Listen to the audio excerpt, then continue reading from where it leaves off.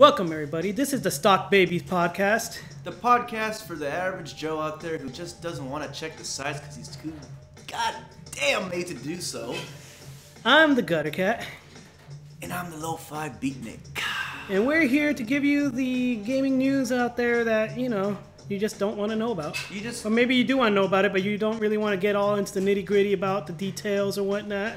You don't want to know who's directing what game. You don't want to know when this next big thing is going on, but you do like to know these little simple things, like, for instance, the latest release date for, what's that game called? What game? Destiny 2. Destiny 2? That seems kind of hot.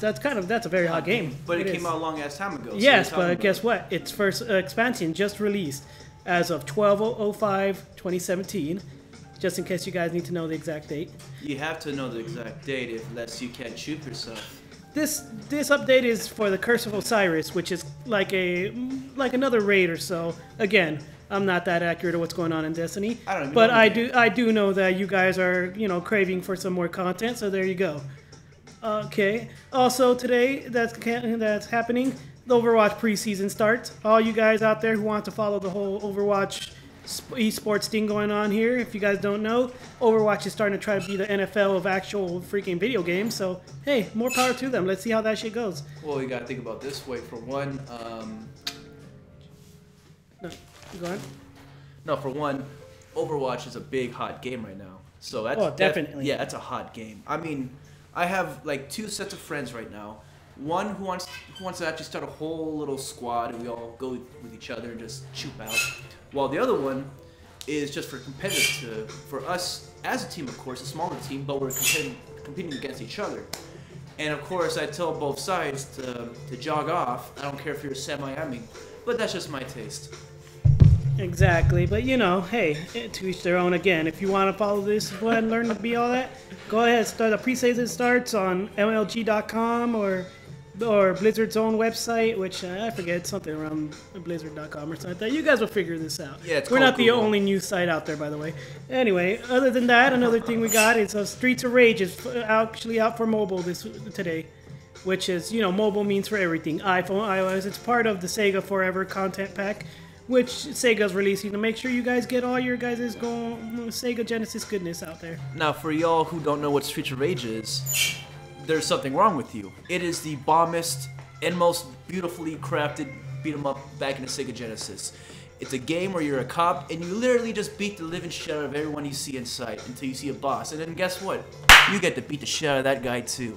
And he made 2 extra sequels to that. Oh yes, so of course, the second sequel being the best game of all time. Come on now. If you don't think that, it's the best beat 'em up of all time. Gotta grab that power. You gotta grab that power. Ain't no Ninja Turtles up in here. No Ninja Turtles fans over here. Yes, we are though, but we don't want to talk about that because right now they're launching Streets of Rage for Android. So come on, baby, you gotta get get a little bit of Sega love right there. All right then. So let's get up to the next thing we got here. Let's get back up all into the news here. What's on today? All right then. Today's topics. We got some crazy shit going on out there in the world. All right. Okay, let's start off with the big one right here. What? Steam's no longer accepting bitcoins. Whoa! You mean that electronic currency? Electronic currency. The thing originally designed to be able to buy online digital goods. I remember the first thing that was actually bought from Bitcoin was socks. Just to test it out. It was like wool socks or something from some foreign nation. It was like 20 cents for a Bitcoin or even cheaper. And one of my friends actually, and I kid you not, was offered almost 100 Bitcoins. 100 Bitcoins back in the time. Damn. And he refused it because he couldn't give the guy $50 or $30. Now let me tell you how much he's kicking his own ass right now because I'm not going to look at it, but last week, I saw that one Bitcoin was almost $6,000. Well, goddamn. So, I'm pretty sure he's really kicking his own ass right now. But anyway, the problem about Bitcoin is it's always fluctuating left and right. It's not stable, and it's just skyrocketing. So Valve is deciding that it's not a really good currency to use. I can imagine, man. I mean, think about that, man. Again, originally meant for buying digital goods, Steam sells its games out of nowhere. It could be like, hey, you want to buy these dirty dwarves, you got to pay, hey, $10, whatever, or give us a Bitcoin. Again, with the instability and fluctuation of Bitcoin, that means a Bitcoin's $200 nowadays or something like that. Exactly. But not only that, as that fluctuates, you also have to pay a fee to use Bitcoin. Think about it this way: you end up paying $20 to use your Bitcoin to buy Dirty Dwarves. Well, wait, $20 for just a transaction? Yep, transaction fees, bro.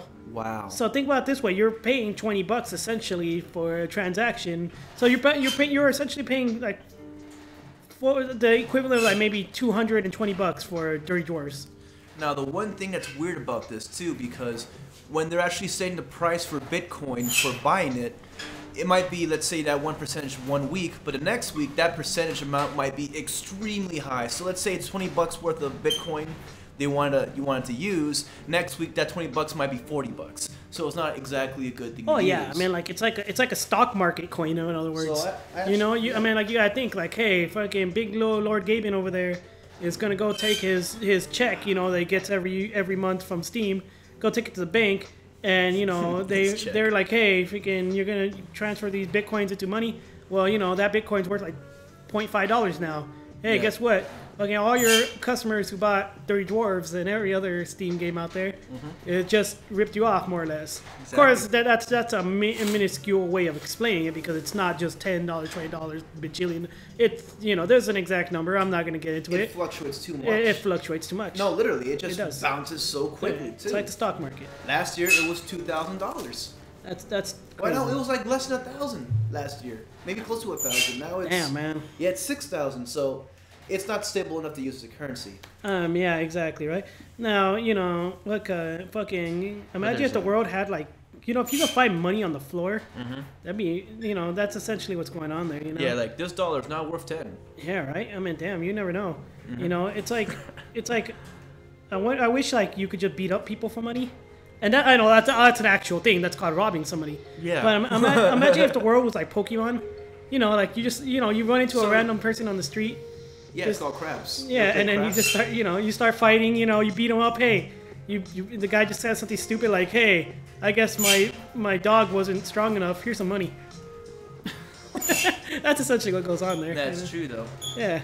Speaking of which, Pokemon. Speaking of Pokemon, all right. So here's our next topic in the news. You got okay.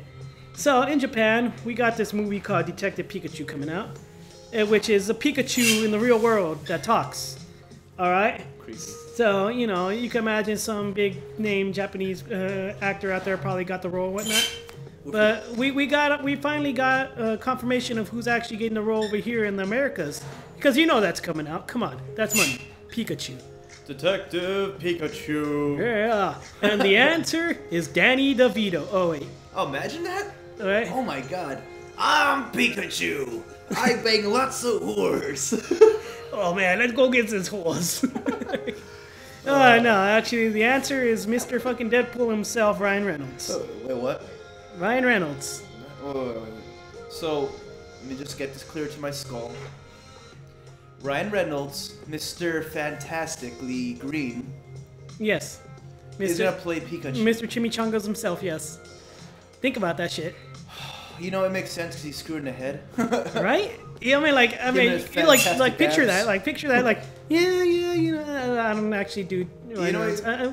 What's a Ryan Reynolds impression? Well, it kind of fits him. I mean, if they said Morgan Freeman, it'll kind of be weird. Like, I've been traveling with Ash all these years, and he has never given me a biscuit. Oh well, I mean, there were other choices, by the way, not just Ryan Reynolds. So, I mean, you got who else? Okay, like Hugh Jackman, Wolverine. Okay, that's even weirder, man. And he wasn't a goddamn musical. Well, have you ever heard? He has an accent. You know that, right? Yeah. Yeah, I imagine. I mean, Detective Pikachu looks like Sherlock Holmes. I mean, honestly, I thought he was actually closer to getting the part. Yeah, but you really think Pikachu's gonna sound English? You're like, hello, I'm Pikachu. I'm here to solve some mysteries. Right? No.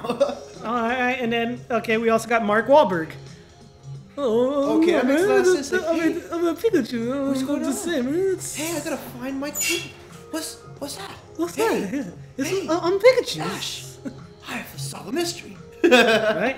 Who else is there? And of course, Dwayne "The Rock" Johnson. You're telling me The Rock. The Rock. I would have watched that movie. I would watch that. I would watch that in a heartbeat. But you would have to make Pikachu do the eyebrow. That's probably what didn't sell it to him. He's like, oh, can you make Pikachu eyebrow? It's like the animation's already done, Mr. Rock. he's like, I'm pretty sure if he was there, he would do the eyebrow. Like every time he finds a clue, he just raises that thing. Ah man, I don't know why they didn't go with him though. Come on, think about Ryan that Reynolds, shit. Ryan Reynolds, hey, Ryan Reynolds not bad though. He's no, actually not a pretty that funny bad. guy. No, he's done fantasy work before, so it's actually I think it's an okay pick. You know, it's a pretty good pick, in fact. I'll say that. Yeah. I love Deadpool. It's a good movie. You know. Yeah, it was pretty funny. And I like how he's just making fun of all the superheroes just fell down, did that little strike the ground pose. I'm like, every Hollywood movie says strike the ground. You know. Right. That was pretty funny. That was pretty funny. Yeah. All right, so you know. BoJack Horseman way. Right? Oh, I love BoJack Horseman. Well, I know, but you know, you get the point. He points it out, but not like in a. Can you understand what I'm trying to understand here? Because I'm actually telling you because I believe that you're mentally inferior to me. BoJack Horseman's style of comedy compared to, hey, look what's gonna happen right here, making fun of him as insultive. Two different versions of insultive. One is douchey, you use it as a clean source, and the other one is funny.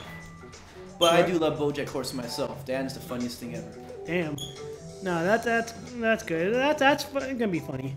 All right. So anyway, aside from those little tidbits of news today, let's get right into the meat of the bone here. The meat of the bone, is that how you say that? Let's get this boned meat. Yes, the boned meat. Let's go. All right. Game of the year on Game Awards. Oh. Game Awards happening tomorrow if this goes up in time. Maybe not, or it passed by if you're listening to this. The Game of the Year award happening at the Game Awards. Wait, what's it really called though? It's okay. It's called the Game Awards. Wow. Okay, Jeff Keighley, if you remember him, he's the dude from G4 way back when we were actually watching gaming stuff. Before the whole world became gamers. Oh yeah. Right? Arita! When the world was not looking down. Shout out to Arita. No, anyway, so Jeff Keighley, he used to be a G4 person, whatever. He's big. He's big in the gaming community nowadays. Yeah. You guys, anybody listening here, obviously should know that because you guys are looking for gaming-related content. Yeah, you listen to us for Christ's sakes. Right. But anyway, let's go. Right, you guys must be real desperate. All right, but anyway, so okay, Jeff Keighley created Game Awards for several years now. And one of the biggest things, like any other award show, Game of the Year. Alright, so we're going to be talking about the nominees this year. Alright? We're basing this based off on our impressions of the games that have come out. Yep. We probably haven't played half of these games. We probably played none of these games. Yeah, right. But damn it, we know somewhat about them. I have not played a single one of these games. And again, this podcast is not for the hardcore, but if you guys like to have fun. We don't have the money to research. No. So what do you expect? We are the 99-cent store of potting. That's the point. Yeah, damn it. But we have some nice ass jams thanks to Chill Hop Music. Thank you very much. Chill Hop. If you guys like the music playing in the background, go to Chill Hop's YouTube channel, subscribe to them, give them a little props. Yeah, they have Patreon, give them a Patreon. Yeah, exactly. I'm not sure how their whole system works, but something like that. I'm pretty sure they get lots of views because the music's pretty chill. This is the fall playlist, by the way, so if you guys want to, blast this shit in your ears, have at it. All right, so, sir. Okay. We're going to be talking about the Game of the Year. Here are some of the games right here. One is Pugs, also known as PlayerUnknown Battleground, a game where you go around fighting each other to the death. One man stands, that's it. We did PUBG. All right. PlayerUnknown Battleground, PUBG. Mm-hmm. Gotcha. Alright, so it's not Pugs, but close enough. Alright, so okay, what's the next? The next one is an actual game that's been wanted for a long time from a really great series, Persona 5. Persona 5 came out earlier this year, and to critical acclaim. If anybody knows, Persona 4 was a smash hit back in the PS2 era, and when it was re-released on PlayStation Vita, which is surprisingly one of the few games that hasn't been re-released on PS4. And freaking is such a great game. Alright, for the next one is Horizon Zero Dawn, a new IP from Sony, actually. Yes, from Guerrilla Studio, I believe. Mm-hmm. And that was out of left field. That was an amazing game that came out. I mean, graphically, it looks amazing. Beautiful. It looked like if the West said, hey, I want to take a little hint at Monster Hunter, but I don't want to make it feel, extremely complicated. But it's actually a pretty good, solid game. The graphics look amazing, the sound is good, the narration's pretty good, except for, self-narration. But, you get past that, you have a solid game right there. Exactly, because Guerrilla Studio wasn't known for doing such big things, Was it Guerrilla Studio, I believe? The guys who did Killzone. See, again, I love Killzone, but I hate Killzone. Right? It's a love-hate relation. The shooting to me is great. The heavy feel of the guns, the movement, how the enemies are, how they shoot. It's when I talk to my AI counterparts that sound like a stereotypical action show. We're gonna stop the Hellgas. Why? Because I tell you what. Why? What rounds out the last of our Game of the Year nominees? We actually got two from two first-party games actually. All right, tell me them. All right, and there's some that you should know about actually. One is called, and trust me, Super Mario Odyssey. Of course, the two games in the big end themselves. I can take a guess what the second one is. The Legend of Zelda, Breath of the Wild. Oh man. Yep. Those are two massive games. That's freaking. This is the first year of Nintendo's newly released Switch console, and they were going out guns blazing. One at the beginning of the year with Legend of Zelda: Breath of the Wild, and of course at the end of the year with Mario Odyssey, which they have multitude of games in between, but let's face it, those are the two games everybody wants. Yeah, I mean, it's like, come on, bro. I mean, hey, to me in general, I mean, like I love me Nintendo. There'll always be a place in my heart for Nintendo. But to me, they're blowing their wad a little too early on this one. They usually do blow their wad the first year, which is funny. And then I mean, it takes like 3 years to get like another one in, and then like Yeah. Not exactly pumping out games. I mean, yeah, but the quality of these two games, which I've seen and I played a little bit of, they're superb. And the funny thing is, a lot of people are actually comparing Horizon Zero Dawn to Legend of Zelda. Both have some good arguments, but both are right and wrong at the same time, though. Oh yeah. Yeah. So let's break these down a little bit. Okay. Let's start with PlayerUnknown Battleground. Okay. Okay. So what is your knowledge on that? Okay. From what I know, it's a game, a third person shooter, right? Yeah, it's a third person. That I saw on PC a couple of Twitches before I've seen. It's like if you ever played DayZ, it's kind of like that, but you just kill each other until there's one person standing. And I like the idea about that because people are running around trying to hide, shooting. I can see this as a real big esports thing because we could see people going in kind of like a Hunger Games kind of situation, fighting each other and shooting each other off, and that's pretty cool. Yeah, what I know about it, obviously, first of all, PUBG is only a straight PC for the moment. It's going to be released on Xbox's version of Early Access, which I forget what it is. I forget what it's called. Xbox Tube. Something like that. Yeah, exactly. All right, so that's cool. Hey, might as well grab it while it's hot. Yep. Okay, I do know that its issues are the fact that the game itself isn't really complete. It's not released, which actually gives it a question mark. And why is it here in Game of the Year? Well, I mean, I understand the it's on fire. It's freaking amazing. Yeah. But to me, it's like, come on, gotta finish the game first. It's the same thing they did with DayZ and those other clones of it. It's popular as a mod. It's like one of those polish mods. It's Counter-Strike. Yeah. It's early Counter-Strike. It's early Counter-Strike before it actually became Counter-Strike. Exactly. I mean, hey, that's cool and all, but like, I mean, like, I have an issue with that is the fact that if you get this for Game of the Year, you're essentially telling other companies, hey, you don't need to finish your games, release them like crap. I mean, they're still in freaking beta. Get out of the beta and maybe we'll talk. I mean, hell. I mean, like, now by doing that, you sort of screwed yourself now because now if you're up for Game of the Year, you ain't getting Game of the Year next year when you actually release. Or then there's going to be some question to that. Well, whatever. Well, if anything, they should just have a new category called Beta or Alpha of the Year. Right? Just like games that are greenlit by Steam or any other type of source of beta games not fully released, they should have their own category. And let's say, just toss this out. If they win, they get maybe some more people to help design it. Or more money. That'd be great. Cool. I mean, that's the great part about this. Like you get more attention. I mean, not that they don't need attention. They got a million concurrent players. They're trying. A million concurrent players. That means a million dudes are on at their computers at once playing this game. Yeah, a lot of dudes. Very, very large amount of dudes. Some dudettes. Some dudettes there too. Dudes, dudettes, and dudes. Yeah, right. Are fighting each other. Right. Exactly. All right. So let's go next. Persona 5. Persona 5. From the great Persona series, Okay, this is a series by Atlas. They're known for niche anime style games. Oh yeah, of course, but they also own the Shin Megami Tensei series, which has been a series of RPGs that's been out since God knows when. Not only that, they have the I could be wrong on this, but do they have that one DS series? Bless you. Excuse me.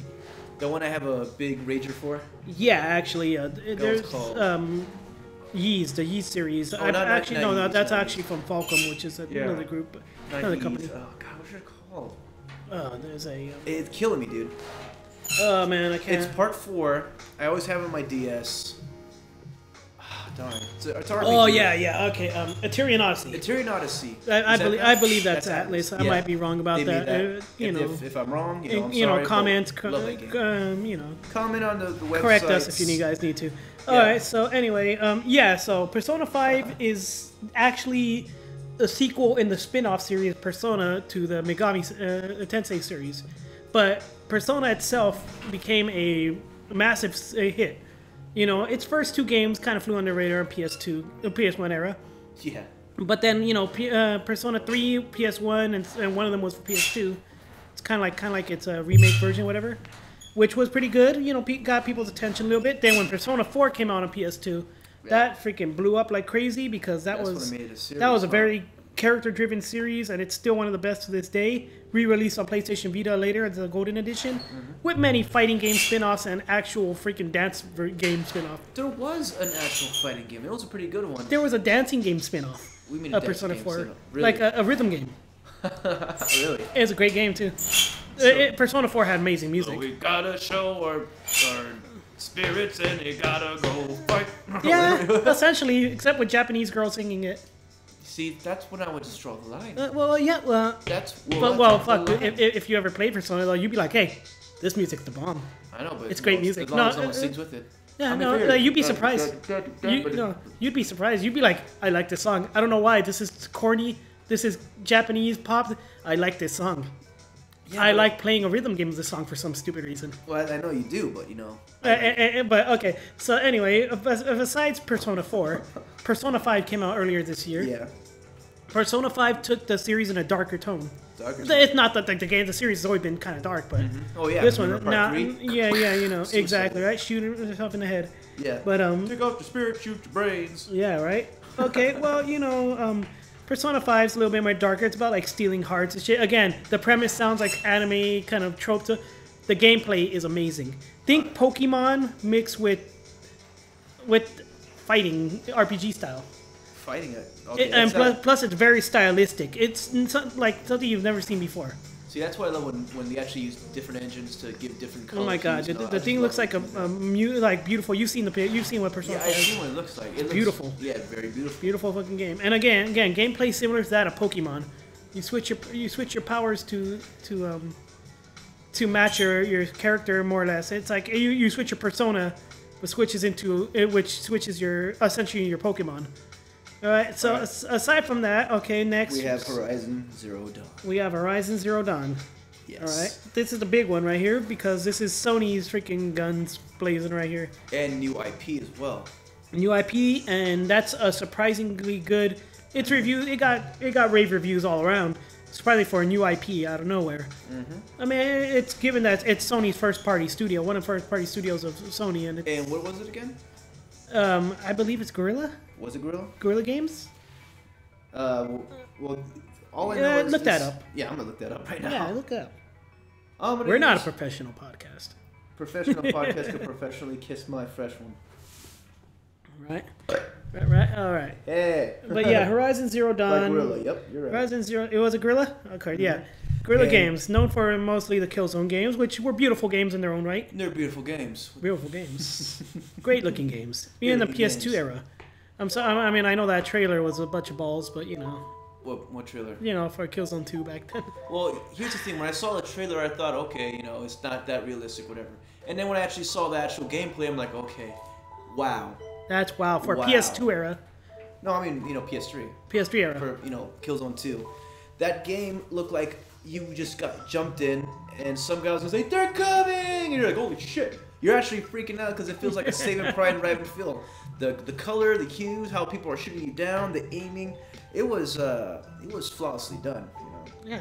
Yeah. You know, back then, but I mean, you know, it's a series with a good pedigree, so I mean, like, that's good. It has a good story. I love the designs of the mech dinosaurs and all that shit. That just that blows my mind. Fuck it. Oh, for Horizon. Yeah, for Horizon. We're still talking about Horizon. Yeah, no, but I was talking about. Oh, yeah, I know, right? Sorry. But no, yeah. In the game, you fight futuristic. Of course, it's a future. Dinosauric. Can I say dinosauric? Dinosauric? Yeah, sure. Why not? That Science! That sounds stupid. Yeah. Robotic dinosaurs. You fight robotic dinosaurs and you hunt them, and you actually go around in packs and communicate in a tribal animal type of thing, which is weird because lights are communicating with it. They're just doing lights, certain. Sounds. Oh yeah. It's like imagine if the future became primal. Yeah, it's fucking nuts. I love that. All right, but you know that's good. Had good narrative, decent things. You know, we're not too much fans of the self narration, but hey, self-narrate. Well, there's a good reason why. Something that she had to people. She doesn't talk to a lot of people, whatever. But to be honest, people who talk to themselves might be a little. Don't sound like that. Yeah, exactly. That sounds like a really stable. She's what's the word I'm thinking of? She's setting up plot devices. Yeah. While talking to herself, which is like, wait a minute. See, that's a really clever way to be douchey. That sort of kind of takes you out of it a little bit. But it completely takes me out. Okay, I'm like, this is what's gonna happen. I'm like, no. I hope a giant dinosaur doesn't come in. Oh, there it is. Yeah. Well, besides that, everything else is pretty good about it. All right. Now, past that. Okay, we got Super Mario fucking Odyssey. I mean. From the makers of Mario and Mario Paint. This is what the next one in the Mario Galaxy series, is it? The 3D platformer. The 3D platformer series, yeah. Galaxy was the last one of those? Galaxy 2. Galaxy 2. Like, what I remember was Super Mario 64 was an amazing platformer. I loved it. Yeah. I never played Sunshine, but a lot of people say it was pretty good. Sunshine was amazing. It was one of my favorite games for GameCube. There was one game... Then I got Galaxy, for the Wii, and that game was a sweet, solid, and colorful game, actually. The engine was, and I would say, flawless, and the way Mario controls was, I would say, almost perfect. But, waggle. Go figure. Great game, and the new game... looks to be really good. I mean, I love that they actually took Mario, trying to do some new things. He has a freaking soul-possessing hat. Mm-hmm. He throws it on shit. He becomes the shit. Wow. So you tell me if he tosses it at a snail trying to commit suicide, he'll be a slow, suicidal person? No. Because he will be instead a very chipper plumber-like snail, not committing suicide. Yes, because he possesses these creatures. Yeah. Yeah, you could turn into a dinosaur apparently. So you can toss a hat into a dinosaur. Yep, a giant T-Rex. Before you do that, though, do you talk to yourself? I don't know. Again, I'm not really. I'm not one of those fantastic Switch owners. I know the good things about it. It's Mario. It's Mario. It's Mario. You can't freaking go wrong with that. Mario made by Nintendo. You literally can't go wrong. Yeah, right. Exactly. I mean, last on our list right now, of course, is Assassin's Creed: Breath of the Wild. Assassin's Creed: Breath of the Wild. I would say Monster Breath of the Zelda. Monster Breath of Zelda. Yeah. Well, Monster Breath of the Zelda, known by layman's by Legend of Zelda: Breath of the Wild, is a game where, of course, you're Link. You're trying to save the day. Blah blah blah blah blah. There's a big difference. Yeah, this isn't your older brother's Legend of Zelda. It's not your mama's Legend of Zelda. It's not your mama's Zelda. It's not your mama's Zelda. This is the first Legend of Zelda that's actually open world. Legit. And by legit open world, not like the regular open world, because every Zelda game actually is kind of open world. Think like a kid's version of Skyrim, if you will. Yeah, it's my first Witcher. Your what? My first The Witcher. My first Witcher. Yes. My first Witcher. Yeah. My first Witcher. A lot of your weapons degrade over time. When you hit stuff, I mean, like, you break weapons. You could get new armors. You could turn Link instead of being a little green fancy fairy person. He looks like, I wear tights. Fancy man. Exactly, like some guy from the Middle Ages or whatnot. Now you could actually make him look like a dude wearing normal clothes, wearing knight armor. You could give him a lot of kinds of things. Raise the pinky, but raise the pinky. But aside from that, we'll get into detail about those games eventually. But yeah. But it's Zelda. It's Zelda. Again, you could barely go wrong with any Zelda game, really. No. I mean, hell, even when people freaked out when they saw freaking Zelda Wind Waker, the game was still an amazing game. Again, one of my top freaking GameCube games out there. But yeah. So I mean, this Legend of Zelda seems to be a top contender as well. Yeah.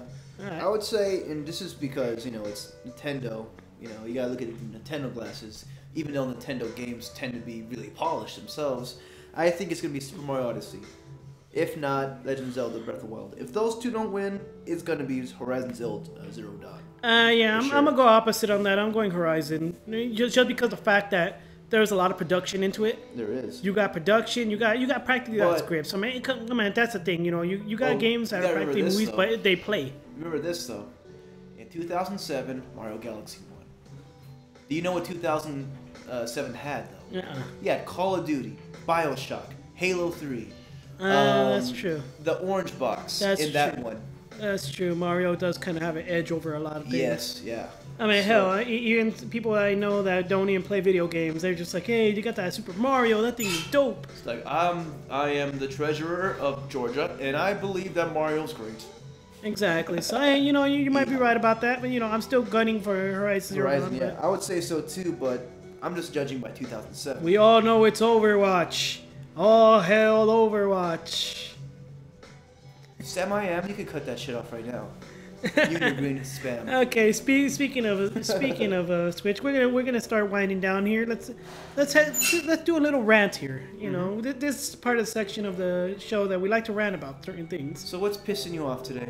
Well, to me, it's the state of the Nintendo Switch itself. Well, it's third parties anyway. Oh, because I was about to say, you have Super Mario Odyssey and Legend of Zelda as Game of the Year contenders. I know, right? So it's really hard to say. It's hard to say that the Switch isn't failing. No, not by no means it is. However, I like to look at things in the long run. We got things, we got lots of games out here, a lot of indie games in the area now, and I worry about third-party companies. This is what killed Nintendo's Wii U before. Nobody wanted to support it because it's unless you're branded with Nintendo. If you're part of Nintendo, you don't get a you don't get the chance to make the games the way you want them to. Not really. No, I mean like you're running with their hardware, which is all right. It's a good the Switch is a good system. It's a good system, but the problem is you can't expect full-on games with it. You can't because it's mostly portable chips. Exactly. I mean, like, take for example WWE 2K18. I'm a big wrestling fan, so I want to see how that works on the go. Reports already say that the game itself is not running good at all. Very terrible. Like, choppy frame rates, almost dropping down to like 29 frames a second. What engine does it use? Wait, what? 29? Yes. Frames? Very so. Like if the intros are in slow mo, let's put it that way. Dang. And with PS2 practically aero graphics. What engine does it use? I have no idea what 2K's engine is. What? But people make the argument, oh, Doom looked amazing. Doom is by id.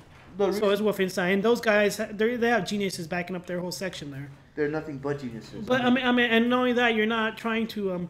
Doom was a very, very scalable game. It's not something very difficult to do. But see, with the 2K games, basketball, football, baseball, same thing with EA's games, you got sort of realistic looking characters they're trying to pull off there, and it doesn't translate well to trying to make it cheaper graphics.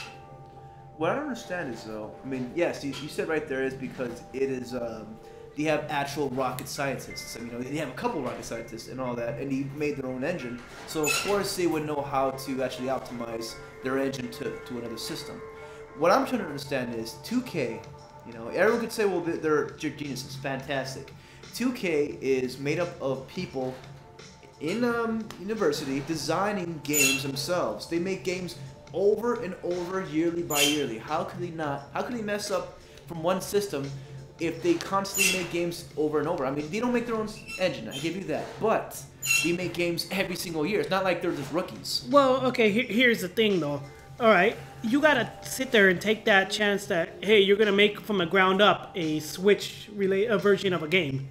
That takes up resources, time, and other companies. That sometimes you have to outsource that to other companies so that they just get it done while you are free up to do the rest of your games. So their main, so you're telling me you don't have really a crack shot of developers working on it?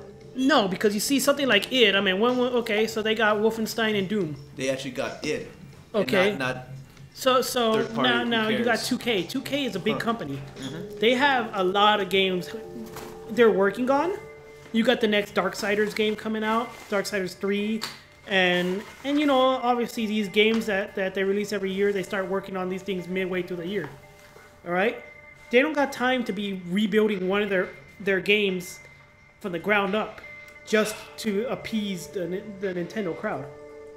Yeah. You know, the next Doom and Wolfenstein is going to be a distance from each other. That is true. What's the next game in its development? Probably in the next Quake game. If Quake Champions, not Quake Champions. I think they're probably just launched Quake Champions already. You know, after it is with Bethesda, right? Yeah, it is. Bethesda, which is a great company in its own right. Well, to be honest, I mean, the good thing about it joining them is I'm not sure if they actually did anything with Fallout 4, but compared to Fallout 3, it's something totally different. Because imagine Fallout 3 where you could shoot. Right? Legitly shoot. I mean, there's a reason why Fallout 4 isn't coming out for Switch, because that's way more advanced than Doom is. I mean, I think the engine could be ported, but to be honest, yeah. I mean, so like I said. Well, you know what? Actually, I think it could be possible. It has to be downgraded. Well, I mean, really like low. it's not that these games aren't possible, and it's not that these companies are being greedy about it. Oh, you know what? No, what it is that like it's resources. Because I was about to say about you have to take out all these other resources. And, yeah, no, but what I was about to say though is Skyrim is being ported to there. Yeah, but Skyrim was it's an old game. Yes. It's an old game and it's a port hoarder, bro. It's been ported to everything already. How about the Commodore 64? Dude, I swear to God, there was a freaking PlayStation Vita port out there already. Not officially, but hey, Borderlands was ported to the PS Vita, so why not? And I never felt so ashamed of my life after that. Aside from that, I mean, like I said, no, but it is a high year for the Nintendo Switch, and I hope they didn't blow their wad in this first go.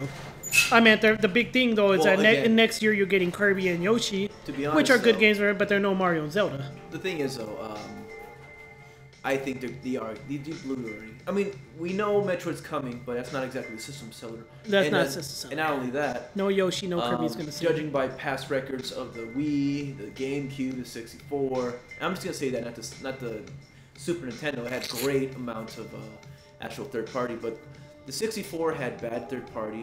Because Nintendo did that cartridge crap instead of CD.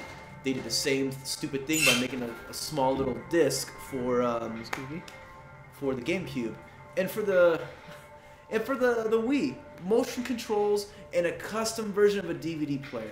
Not a real DVD player, but a custom DVD. No matter what, Nintendo's gonna be Nintendo, and we love them for it. You know, I hope that some third parties can find a way to kind of make their games better on the system. And I hope all the best for them. Again, they got 2 Game of the Year contenders, which one of us thinks will be good for it. But hey, let's see how the years come out. You got Kirby, and Yoshi and Metroid coming out next year. Let's see if they pull some surprise out of their ass. Right? Introducing the new Legend of Choopers, Choopers Revenge. Again, right? All right, and I think that's all the time we have for this, I mean, it was, a good day in gaming. We had some ups, we had some downs. Yes, tomorrow, remember, tomorrow is the Game Awards. Again, if you're watching this on the 6th, if you're watching this day after, you're probably the day on the Game Awards. If it passed, well, you kind of heard what we really wanted from it, or at least our idea of it. And also go out there, probably support the Overwatch League if you're into that. And we'll be signing off. This is the Gutter Cat. This is Lo-Fi Beatnik. And we are StockBabies. And that's how the cookie crumbles. And that's the way the chew floops. Your ass has got to stop. You know what? Go play games. Dancing in the wind.